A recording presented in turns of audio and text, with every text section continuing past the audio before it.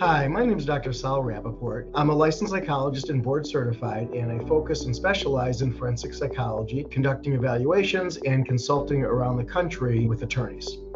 My name's Angie Arkin, and I am a retired district court judge from Colorado. Was on the bench for about 15 and a half years, and a significant portion of that time was in domestic relations. We want to talk a little bit about how to use the Soberlink system. How many times should they be tested? Typically, you want 2 to 3 tests per day for a minimum of 1 year.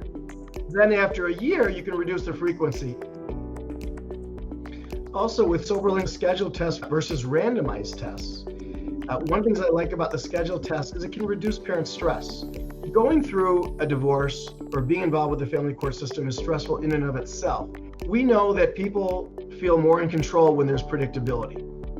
And so if it's scheduled and they know when it is, then they can set up their daily schedule around it. So they don't have to suddenly say, excuse me, from a meeting to go get tested. They can try to set up their schedule so that it can be done privately and so that it's less intrusive in their lives.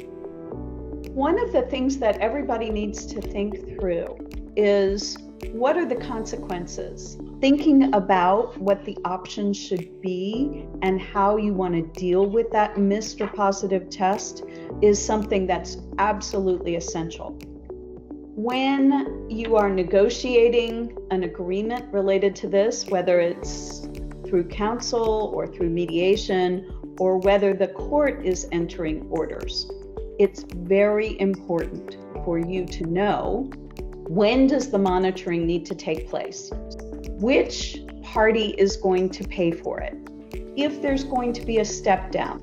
And then there's a point where if that person is abstaining and all the tests are negative, that person would eventually get to a place where the monitoring was discontinued. Soberlink suggests a year. If someone has a serious alcohol challenge, a year is probably the minimum amount of time that monitoring should take place.